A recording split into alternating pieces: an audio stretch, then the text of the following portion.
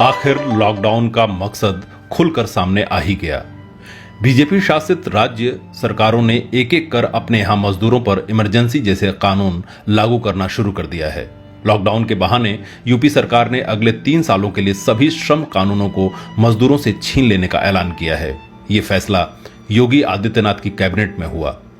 यानी अगले 3 साल तक उत्तर प्रदेश में कोई श्रम कानून लागू नहीं होगा और फैक्ट्री मालिक जैसा चाहें मजदूरों से व्यवहार कर सकते हैं।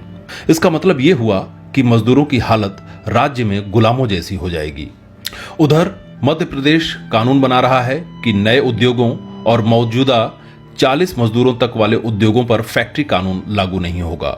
मालिक उनसे अपनी सुविधानुसार जैसे चाहें काम करा सकते हैं। श्रम विभाग और अदालतें इसमें कोई दखल नहीं देंगी।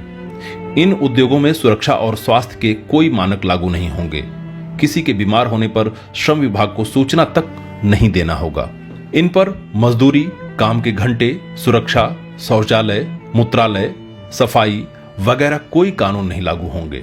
ये दोनों राज्य बीजेपी के शासन वाले हैं, लेकिन उद्योगपतियों के हक में मजदूरों को गुलाम बनाने वालों में कांग्रेस शासित राज्य राजस्थान सबसे आगे रहा है।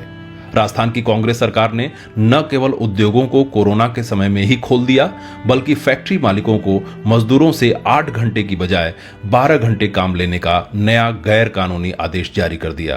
15 अप्रैल को जारी आदेश में राजस्थान सरकार की ओर से कहा गया है कि यह नियम अगले 3 महीने तक लागू रहेगा। लेकिन यह बात साफ है कि यह सिर्फ उद्योग जगत को इशारा भर है।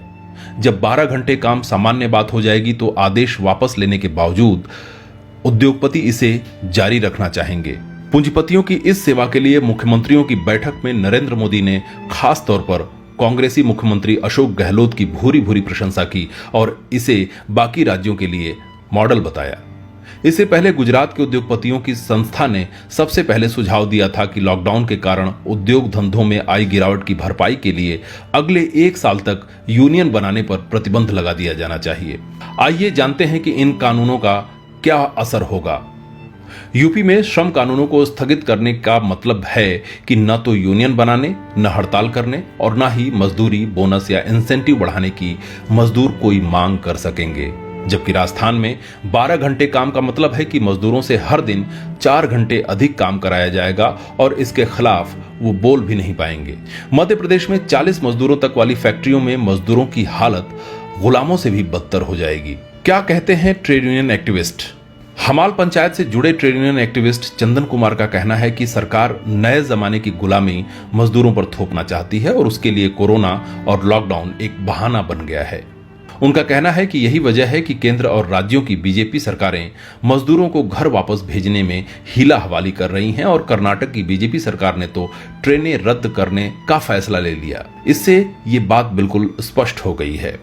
सरकार चाहती है कि प्रवासी मजदूरों को उनके घरों से दूर रखकर उनसे कोरोना के समय में काम कराया जाए और ऐसा कानून बनाया जाए कि वो चूं तक न बोलें। उल्लेखनीय है कि बिल्डर लॉबी की अपील पर कर्नाटक की येदियुरप्पा सरकार ने प्रवासी मजदूरों को ले जाने वाली ट्रेनें रद्द कर दी थीं, जिसके खिलाफ ट्रेड यूनियनें कर्नाटक हाईकोर्ट पहुंची और वहां से आदेश आने के बाद ट्रेनें फिर से चलानी पड़ी। विपक्षी दलों ने कर्नाटक की सरकार के इस फैसले को आधुनिक जमाने की गुलामी करार दिया है।